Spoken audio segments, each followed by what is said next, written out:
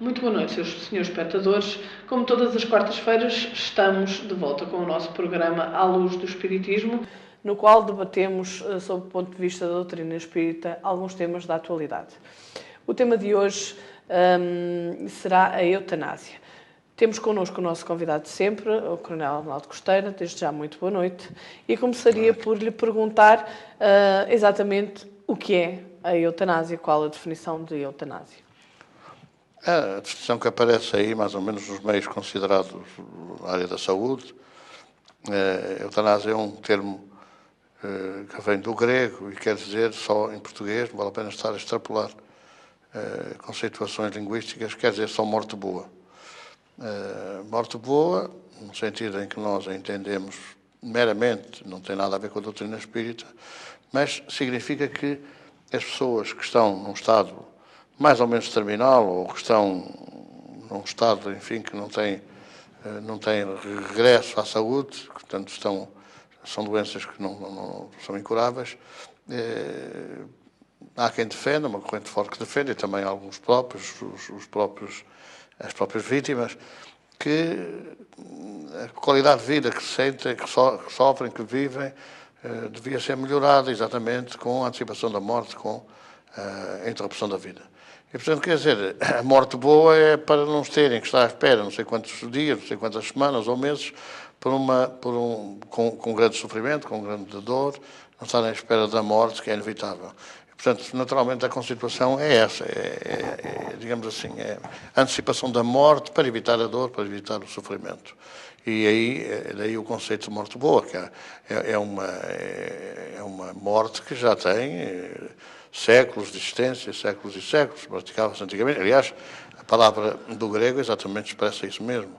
Expressa essa ideia que havia de tentar antecipar a morte às pessoas que estão em situações de grande dor.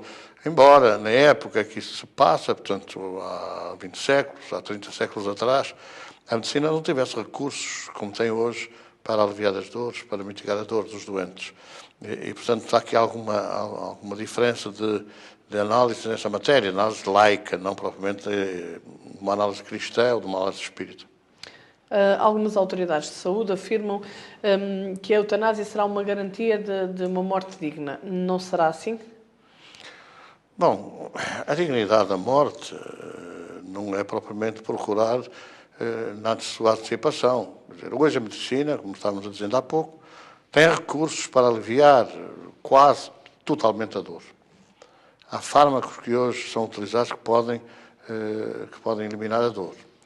Mas pode dizer-se, por exemplo, que a dor psicológica, a dor psíquica, não tem fármacos, não há ainda nenhum medicamentos que possam aliviar essa dor, esse sofrimento psíquico. Mas também, só aqueles que acham que a vida termina na sepultura é que podem imaginar ou podem pensar que a morte vai neutralizar ou vai anular, de facto, o sofrimento que nós dizemos espiritual e que hoje uma fatia considerável do mundo da medicina diz que é psicológico ou psíquico. E, portanto, quer dizer, se nós considerarmos isso, e hoje há fatias enormes da ciência que consideram que a vida continua, que a morte não existe, que a vida continua, a morte no sentido do ser humano, não propriamente no sentido do corpo físico, que esse sim termina, cessa as suas funções e decompõe-se. Mas a morte do ser, que é o ser humano, que é espírito, perispírito e corpo, ou corpo e alma, essa não ocorre porque a alma não morre, a alma continua a viver. Então só mesmo materialistas, que são uma minoria ruidosa, que se faz ouvir a pretexto de tudo e de mais nada, é que acaba por vir a dizer que acaba com tudo, antecipa o fim do sofrimento e tal, mas não sabe explicar como é que é essa história do sofrimento psíquico ou psicológico, que é aquele que advém, não propriamente de eliminar a dor, que isso é possível, mas de eliminar o temor ou o medo da morte ou aquilo que se aproxima, ou aquela ansiedade e a angústia que certamente porque passam os doentes nessa faixa, digamos assim, de vida, e só cada um é que poderá imaginar ou avaliar, mas cria um sofrimento que julgam os materialistas que tem fim com a morte do corpo, mas que nós sabemos que não tem fim, que ela prossegue para além da morte do corpo físico. E, portanto, dizer que isso como a medicina diz, que, enfim, que é dar melhor qualidade de vida ou enfim, fazer cessar esse sofrimento é meramente um dado materialista que não tem nada a ver com o conceito universal da vida. Que tipos de eutanásia se podem considerar? Bom, quer dizer, isto é como o suicídio. Não é?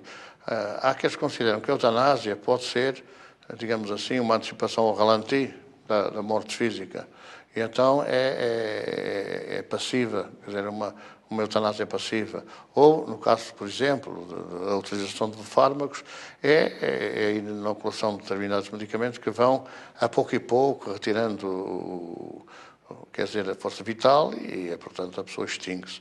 E, por outro lado, é a ativa, que é o ato normal, quer dizer, diríamos que se fosse numa cadeia, numa condenação à morte, havia uma injeção letal e pronto.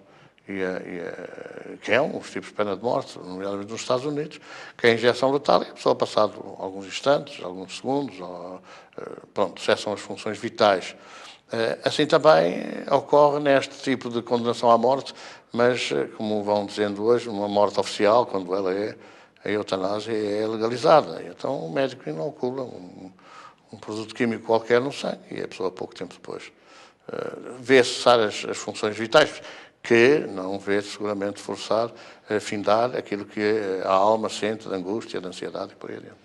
No último programa, em que o tema era o suicídio, colocámos uma questão, alguém nos colocou uma questão relativamente ao facto de que se alguém, ou se seria considerado suicídio quando alguém pede para lhe abreviar a morte em casos de sofrimento.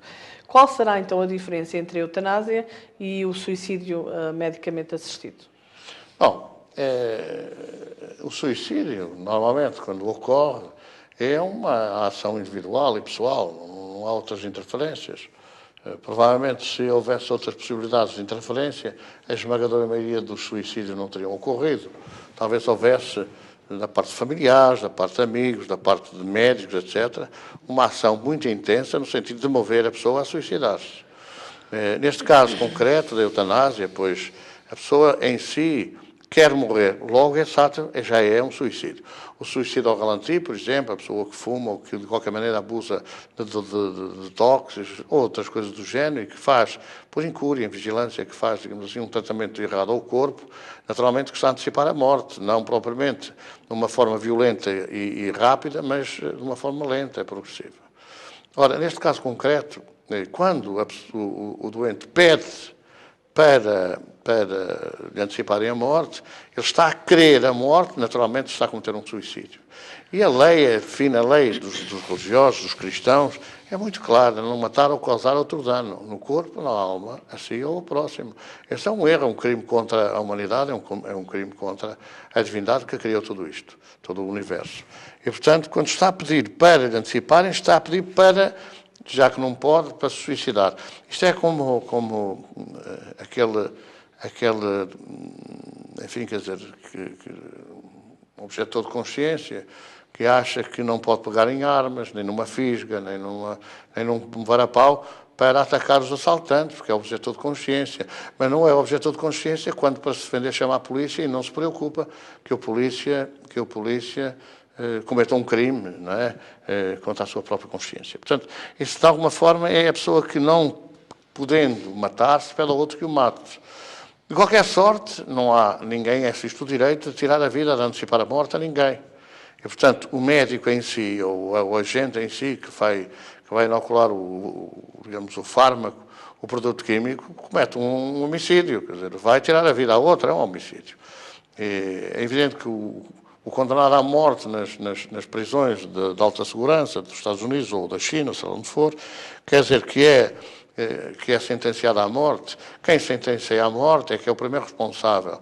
Quem executa com uma ordem que lhe é dada por alguém que lhe é superior no trabalho, tem também alguma responsabilidade, poderia se negar a isso. Aí sim, a objeção de consciência, mas não o faz. Portanto, há sempre responsabilização, em termos de homicídio, daquele que executa a ordem, daquele que a manda. Aquele que pede está, naturalmente, a cometer dois crimes. Primeiro, contra si mesmo, porque está a querer morrer antes que a divindade haja decidido que ele partisse. E depois está também a cometer um outro, que é convidar aquele que lhe vai inocular o produto ou que vai antecipar a morte, está também a convidá-lo a cometer um crime. E, portanto, de alguma forma, há aqui duas responsabilidades. E, naturalmente, que aquele que vai escapar por esta porta do sofrimento, vai continuar em espírito a sofrer e vai depois ter também, na sua consciência, o peso do sofrimento dos outros que vão ter que se encontrar com a lei. Em que consiste a sedação paliativa? É? Sedação Paliativa. Bom, quer dizer, como eu disse inicialmente, pois há hoje muitas formas, há hoje muitos processos que a medicina tem ao seu dispor para aliviar as dores, para neutralizar até as dores. E a isso pode-se chamar a sedação. A sedação é a colocação de um determinado paciente com medicação, ou por via intravenosa ou intramuscular, e é a pessoa ficar num estado de letargia, num estado, digamos assim, de sonolência, de adormecimento, que de alguma maneira, pois alivia as dores, até chega mesmo a tirá-las em absoluto, a tirá-las completamente. É claro que aqui diz assim, mas há doentes que mesmo com altas doses, por exemplo, de morfina, continuam a ter dores. Mas aqui entram as dores espirituais, entram as dores que o espírito sente, porque o espírito convence que não, porque nunca mais chega à morte, nunca mais chega à saúde, convence que continua a sofrer. É um sofrimento espiritual, não tem incidência propriamente física, porque fisicamente está de tal maneira debaixo da medicação, portanto sedado, está de tal maneira adormecido, que não sente. Agora, não é possível deixar de sentir em espírito. Nós vemos, por exemplo, aí pessoas de tratamento depressivo, ou de tratamento psiquiátrico de qualquer natureza, pessoas enfim, quer dizer, ou com euforia ou com prostração, e que não é por facto de tomarem medicação e andarem sedadas, em absoluto, quer dizer, andam completamente sedadas, não é por isso que deixam de estar doentes. Não é de ser doentes, deixam de estar doentes. E, portanto, aquilo que acontece também aqui nesta área, a sedação é o tratamento físico. Como no toxicodependente, há dois tipos de dependência. A dependência física, a dependência, chamam-na psíquica, nós chamamos de dependência espiritual.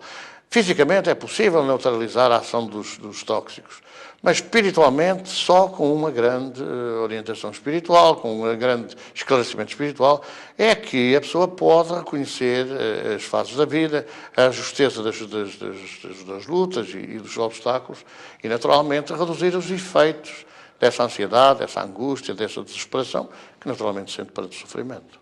Alguns defensores da eutanásia dizem que o ser humano tem o direito de cometer o suicídio.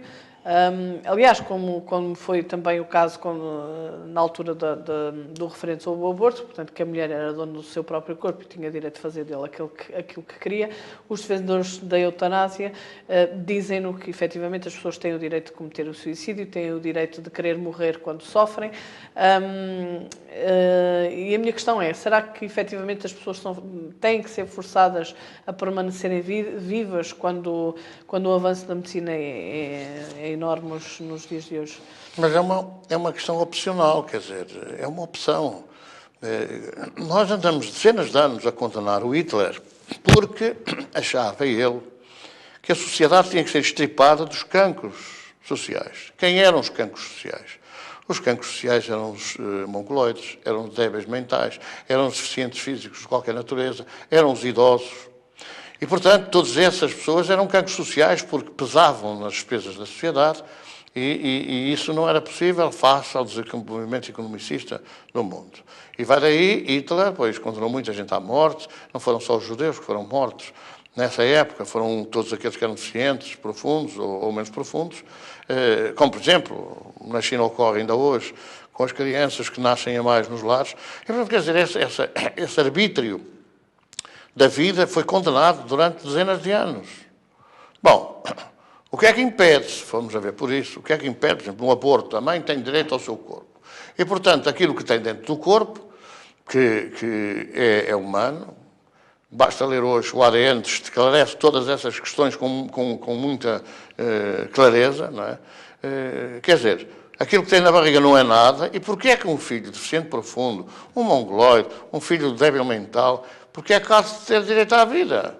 Porque é que há de funcionar como um peso morto para a sua família? Qualquer dia estamos aí. E, portanto, estamos a ter o Hitler de volta e vitorioso, porque vamos ter qualquer dia a defesa de que tudo o que é deficiente é para matar, porque não tem direito a viver. Então, esta questão do direito à vida é muito relativo. Fomos nós que pedimos para nascer? Fomos nós que pedimos para nascer, embora não seja considerado isso, porque, lamentavelmente, as minorias ruidosas, assim, 90% da humanidade é crente, 90% da humanidade é religiosa e 10%, já estou se calhar a exagerar, não tem filiação religiosa de qualidade nenhuma. Então são esses 10% que mandam nesta conversa. E nós vemos que a maior parte do país, por exemplo, que é Portugal, acha que, sim senhora, direito à vida, sim senhora, são cristãos, sim senhora, Deus existe, sim senhora, a alma não morre, mas depois, na prática, no concreto, pisam tudo aos pés, calcam tudo de qualquer maneira. Ora, se a pessoa tem que sorver, os crentes, vamos falar para os crentes, tem que sorver a taça até a última gota, tem que sorver a taça de fel até a última gota, e acreditam nesta verdade que Jesus espalhou, estando a antecipar o fim da taça, estás a cometer um crime contra a humanidade e contra a lei divina. Portanto, não é essa questão do direito, isto agora serve para tudo, não é? Porque é que uma mãe aflita, desvairada, desnorteada, com um filho, e às vezes conhecemos 2 e 3 deficientes em casa, não há a ter direito também a libertar-se disso. Quando o Estado não cumpre as suas obrigações, ou a sociedade não cumpre as suas obrigações, são todos os levitas e sacerdotes passam ao largo. Não há aí bons samaritanos para virem socorrer as famílias que vivem esse drama. Portanto, há que rentabilizar o raciocínio. E nós, para umas coisas, vemos as pessoas a racionar e para outras vemos as pessoas irracionalmente digamos assim, a ponderar ou a opinar sobre coisas que não percebe, que não entende e que nem quer entender. Portanto, a pessoa não é ter o direito à vida. A pessoa tem direito, ou melhor, ter o direito à sua vida, tem direito a viver com dignidade, tem o direito a viver com outra qualidade de vida e tem o direito de ser esclarecida sobre as coisas. Nós hoje não vemos a possibilidade de entrar na comunicação social nacional para explicar estas coisas. Vemos entrar as pessoas a falar de feitiçaria, de bruxaria, de rezas benzeduras e não sei o que mais, do grande espetáculo, do grande circo da sociedade, mas não vemos a possibilidade, por exemplo, como espíritas, não é vir a fazer propaganda, que nós não queremos clientes lá nenhum, nem temos sequer propensão a arranjar quem venha agora contribuir com donativos ou com isto ou com aquilo. Não temos. E, portanto, estamos marginalizados mais ou menos pela sociedade e até pela sociedade política e até pela Constituição, porque, pelos vistos, não somos iguais aos outros, mas devíamos ter a possibilidade de falar nas coisas, de falar com realidade e com clareza. E até socorrermos da medicina para justificar tudo isso. E não é verdade. Não somos dados nem achados, nem sequer temos o direito a falar. Pronto, é claro que se nós analisarmos um pouco com mais profundidade esta problemática, podemos concluir que efetivamente é um conceito público e até científico com algumas falhas, nomeadamente éticas, morais e filosóficas. À luz da doutrina espírita, como é que nós podemos encarar esta situação? Bom, eu vou fazer aqui um parênteses para dizer o seguinte. Muito recentemente foi noticiado gafe do Partido Republicano nos Estados Unidos da América. Qual foi a gafe?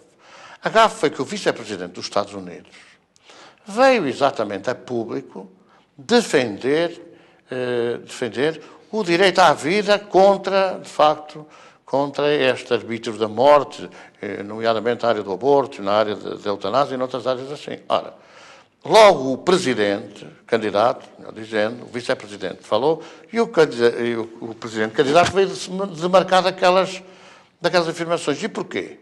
Porque é tudo uma questão de votos. Não é uma questão de consciência das realidades, é uma questão de votos.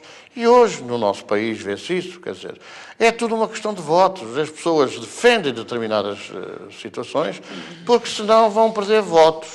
Vão perder votos. Por exemplo, já era mais do que tempo de acabar com as discotecas, com as vidas abertas toda a noite. Os estudantes não estudam, passam a vida, enfim, nas diversões, nos divertimentos. O país paga altos preços na área da educação, que entram no déficit em grande profundidade, e quer dizer, nós continuamos a assistir a mais de 50% dos estudantes a passarem noitadas nas discotecas e a faltar às aulas teóricas no dia seguinte. Portanto, deveria haver aqui um conceito de racionalidade e realidade que não há.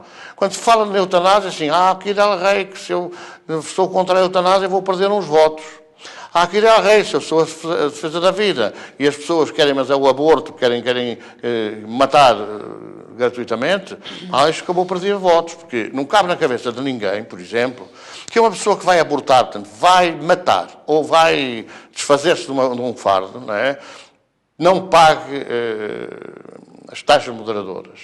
E uma pessoa que vai dar à luz, que vai dar vida a uma nação, que vai dar o alimento, que é o alimento de uma nação, tem que pagar taxas moderadoras para dar vida. O outro que dá morte não paga taxas. Peço desculpa interromper, mas a última que soubemos há pouco tempo atrás foi que, efetivamente, as mulheres que abortam por vontade própria têm direito a um subsídio desde 300 euros, se não me engano, desde que compareçam a 2 consultas depois do aborto. E uma mulher que aborte naturalmente não tem qualquer tipo de subsídio. Portanto, é mais uma... São tudo achas para angariar votos. Mas as pessoas vivem de tal maneira iludidas que essa gente que faz não vota em coisa nenhuma. Não vai votar nada nos partidos da maioria, nos partidos não sei o quê. Vai continuar a votar nos seus partidos, independentemente de serem a favor ou serem contra. Portanto, quer dizer, esta realidade é o que se passa hoje. Não se debatem as questões com profundidade e com liberdade. E até com educação. Nós vemos, por exemplo, os debates políticos, insultam-se todos uns aos outros, dão pancadas nas mesas, pontapés no chão, bateiam os deputados uns aos outros. É uma falta de educação, uma falta de respeito generalizada. Quando não se concorda, não se é capaz de se ouvir com civismo aqueles que falam outras opiniões. E isto depois é objeto de grande projeção na comunicação social, de grande propaganda na comunicação social, porque os agentes da comunicação social nem sabem ser sequer agentes da comunicação social. Segundo a doutrina espírita, é condenável também a eutanásia a pedido do paciente, a pedido do... Segundo a doutrina espírita, tudo o que seja antecipar a morte é condenável, é crime.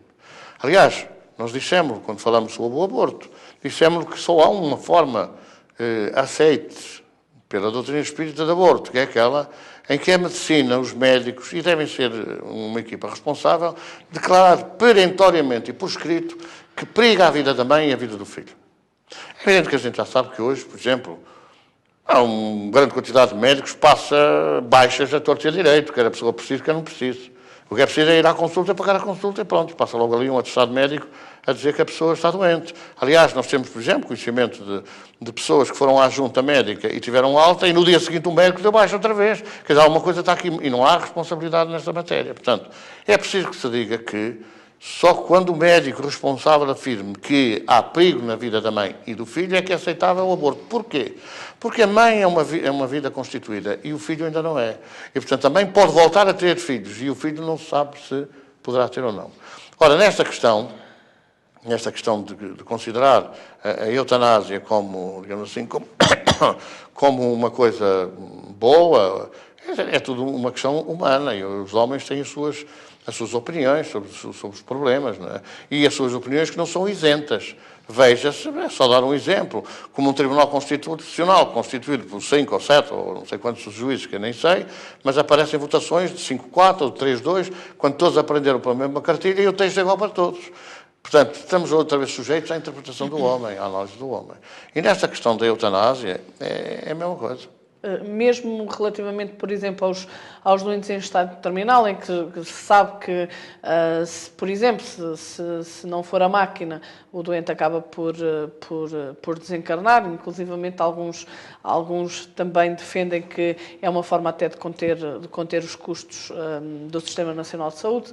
Portanto, já sabe que o doente vai morrer, mais 5 minutos, menos 5 minutos, se não for a máquina. Mas eu até há um caso curioso, o Walt Disney, antes de morrer, tinha um cancro, deu ordem ou autorizou que fosse criogenado para ver se quando fosse descoberta a cura do cancro, voltavam a trazer de volta e lhe curavam a doença que ele tinha. As pessoas têm todas uma certa ideia. Não há circunstância alguma, à luz da doutrina espírita, que a eutanásia possa ser aceita. Em nenhuma circunstância.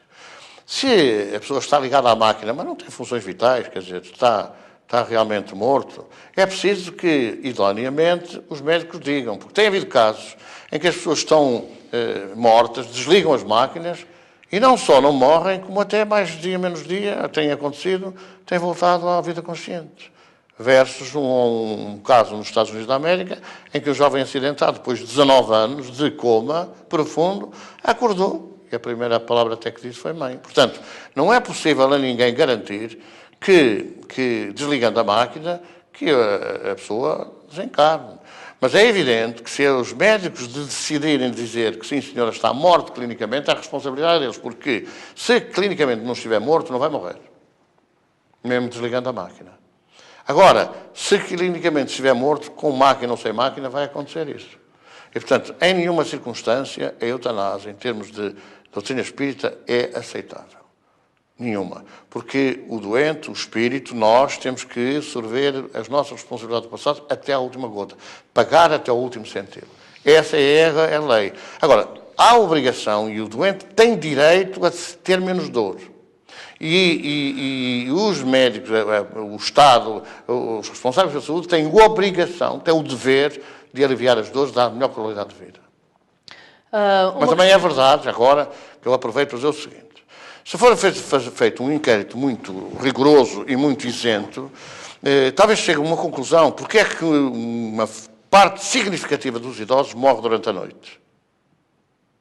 Porque é que uma parte significativa dos idosos internados morrem durante a noite? Era bom que fizéssemos um inquérito sobre isso. Já agora, não sei qual será a sua opinião sobre essa questão mesmo. O quê? Porque é que morrem durante a noite? Sim, já agora. Por duas razões, entendo eu. Primeiro, é porque durante a noite as pessoas têm que descansar. E, portanto, os responsáveis pela saúde, os enfermeiros e os médicos, não sei quantos, é para descansarem também e fazerem o seu coisa. E, portanto, os doentes, eu já tive essa experiência, porque já acompanhei, agora, ultimamente não, que o hospital tem outras características, mas já acompanhei algumas doenças terminais no hospital, familiares, e realmente durante a noite não havia grande preocupação do pessoal de saúde. Iam lá de quando em vez, quando havia mudança de turno.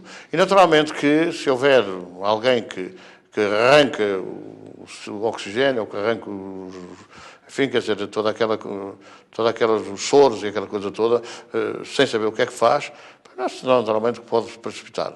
E também pode ser, sei lá, não quero acusar ninguém, mas se calhar não digo nada sobre essa coisa de abandonar as máquinas. Provavelmente, no dia seguinte é só comunicar à família que morreu durante a noite. Morreu porque tinha que morrer e pronto. Mas é verdade. Aliás, eu tenho um caso paradigmático. Uma pessoa que até é ainda familiar, que às 4 da manhã foi levada por outra familiar às urgências do hospital. E o médico, muito tranquilamente, disse, isso é normal, tem aqui um comprimido sublingual e tal, quando chegar a casa passa. E acertou. O médico acertou, porque a pessoa chegou a casa e morreu.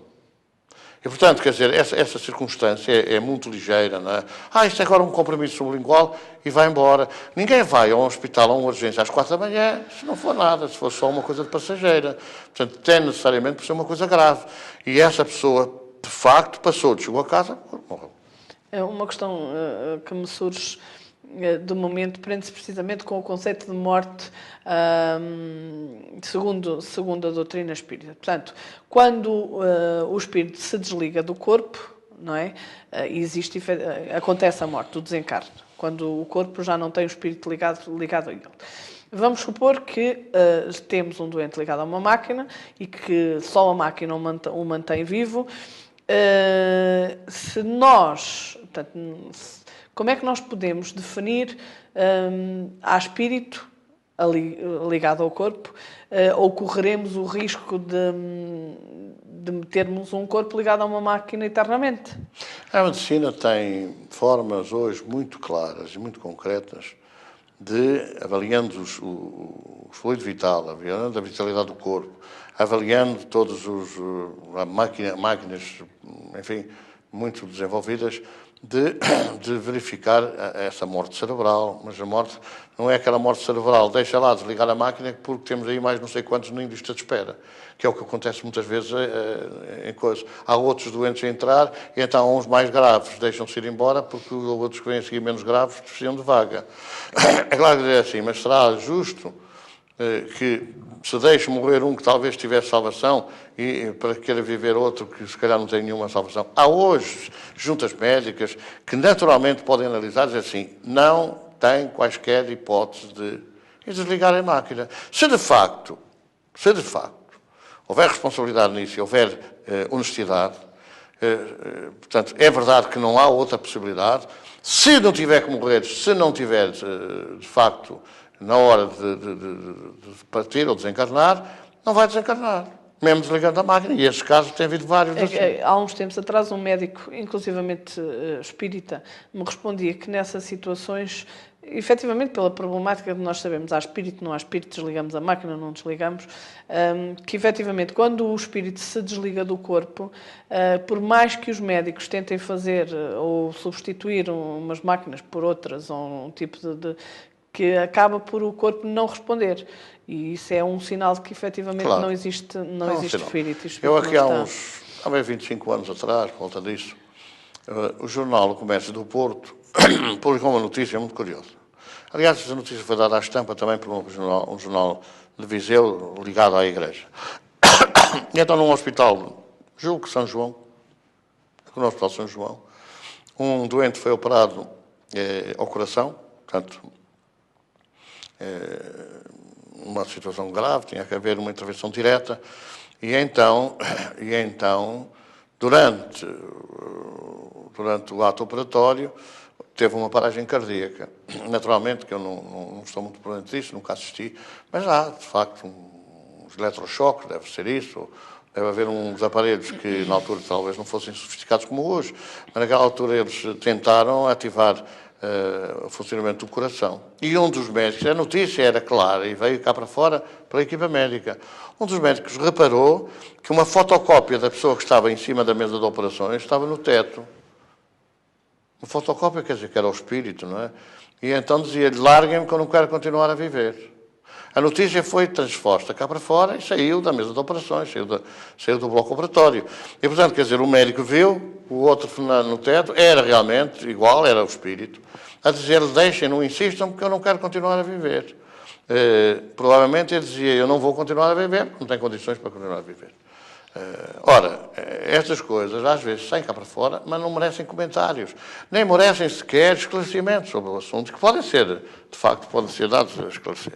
A pessoa pode dizer assim, eu não quero continuar a viver, é um suicídio. Se ele tiver que continuar a viver. Mas se ele tiver que continuar a viver, também pode lá estar a dizer aquilo que ele diz, que depois os médicos continuam na operação, fecham e ele continua a viver, não é? Mas a notícia foi curiosa porque realmente nem sempre se sabe tudo daquilo que se passa na mesa de operações. Ora, é necessário ponderar esta questão porque a defesa da vida, o juramento de Hipócrates, aquilo que dizem os médicos a propósito da defesa da vida, deve ser cumprido até ao último instante. E é natural que, se o espírito pedir, é suicídio. Se pedir, é suicídio. Tanto faz estar no corpo como fora do corpo. Se mandar recado, tanto faz estar no corpo como fora do corpo. Agora, há uma análise a propósito daquilo que se diz sobre o aborto, que é aceitável quando os médicos responsavelmente declaram o perigo de vida, também responsavelmente se os médicos declararem que não há força vital, que não há vida e, portanto, só a máquina que está a manter uma circulação de sangue, pois os médicos podem naturalmente, porque se não houver, a pessoa vai continuar a viver, com vontade ou sem vontade dos médicos. Agora, naturalmente, se tiver chegado a hora e não houver a presença do espírito, se não houver a presença do espírito, naturalmente que a morte ocorre. Aliás, há uma coisa muito importante, que tem a ver, às vezes, com pequenos pormenores da tensão arterial, com pequenos pormenores da taquicardia, de tudo isso, que às vezes é artificial. Quando não é artificial, há uma variação. Pode ser micronésima, mas há sempre uma variação. Se for só a máquina mantém aquele ritmo permanente, não há qualquer variação. E, portanto, há hoje recursos que a medicina tem para poder provar que, de facto, está no fim aquela vida e desligar a máquina. Para terminarmos, podemos então concluir que a doutrina espírita encara a legalização da eutanásia de uma forma claramente contra. Não é claramente contra, porque a doutrina espírita não é contra nem é a favor de coisa nenhuma. Ou melhor, nesse particular, a doutrina espírita defende a vida em todas as circunstâncias. Mas não é contra ninguém. As pessoas querem morrer, pois é um arbítrio de cada um. As pessoas querem atirar-se do alto de um andar do 35º andar, um prédio, podem fazê-lo, quer dizer, nós não vamos dizer condenar. Se nós pudermos, os espíritas, fazer tudo para que as pessoas não cometam esses crimes, pois temos a obrigação de o fazer. Agora, nós somos contra o aborto. Não, nós somos a favor da vida. Nós somos contra a eutanásia. Nós somos a favor da vida. Nós somos contra a toxicodependência. Nós somos a favor da vida. E aí é que nós devemos bater sempre, esclarecendo, não condenando ninguém. Tu vais-te suicidar, vais para o inferno. Tu vais-te não sei o quê, vais para o inferno. Não temos nada que falar numa coisa dessas. A lei está, é clara. Os que cometerem crimes vão pagar por eles, os que cometerem erros vão pagar pelos erros, tarde ou cedo voltarão. A reencarnação é uma coisa indiscutível, e se não for voluntária é coerciva, quer dizer, a lei estabelece que as pessoas vão ter que evoluir. Estamos condenados a evoluir e não estamos condenados a mais coisa nenhuma. E, portanto, como estamos condenados a evoluir, podemos demorar muito tempo, mas chegaremos lá mais devagar ou mais depressa. Agora, não somos contra isto, não contra aquilo, somos a favor. Nós, quando foi o debate sobre o referendo do aborto, nós fizemos em Viseu uma campanha com os nossos jovens, naturalmente, que levou a fazermos distribuir umas dezenas de milhares, largas dezenas de milhares, de prospectos em defesa da vida. Aliás, nós fizemos mesmo um prospecto em defesa da vida, que naturalmente abordando a questão do aborto. E é curioso que de um referendo no país inteiro, Viseu apresentou a taxa mais elevada de nãos ao aborto. Qualquer coisa como da ordem dos 70% a 72% de não. Nós não fomos fazer contra o aborto, não ao aborto, não ao aborto, não ao aborto. Nós fomos fazer uma campanha sim à vida, sim à vida, sim à vida esclarecida. Esclarecemos tudo isso. E, naturalmente, que os resultados têm muito a ver com esses milhares e milhares de prospectos que nós distribuímos, não contra o aborto, mas a favor da vida. E é essa a nossa posição, a nossa postura. Esclarecer bem as pessoas. Cuidado, porque a pessoa, quando quer morrer mais cedo, vai continuar a sofrer o tempo que teria que sofrer até ao último centil e, se o não fizer, vai passar esse sofrimento e mais aquele que advém do querer morrer ou do querer irresponsavelmente levar o outro a matar.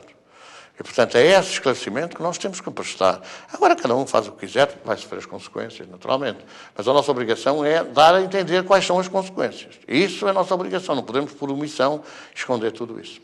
Antes de terminarmos, gostaria de dar uma resposta da sua parte a uma espectadora e até frequentadora da instituição, curiosamente mãe de uma criança da nossa evangelização, que nos pedia, no decorrer da nossa sugestão de poderem sugerir temas também para o nosso programa, que nos pedia se nós poderíamos tratar o tema bullying, uma vez que o seu filho ou sua filha é vítima de bullying nas escolas e ela está sem saber o que fazer, nem sem saber como reagir.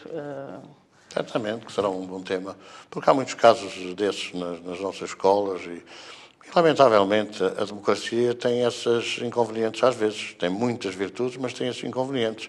Também temos a democracia da violência nas escolas, não é? A democracia da deseducação com os professores, a democracia da indisciplina generalizada e até da defesa dos indisciplinados. E, portanto, quer dizer, é um tema interessante. Abordá-lo-emos seguramente, embora nós estejamos disponíveis no próximo programa para responder aos nossos telespectadores, ainda a propósito sobre o tema eutanásia. Então, nós gostaríamos de relembrar que o nosso e-mail, aseviseu@gmail.com, está disponível para receber todas as questões que lhe surjam sobre o nosso tema, a eutanásia, e numa próxima oportunidade, no programa a seguir ao próximo, nós iremos então abordar o tema bullying nas escolas. Muito boa noite e até uma próxima oportunidade, se Deus quiser. Boa noite.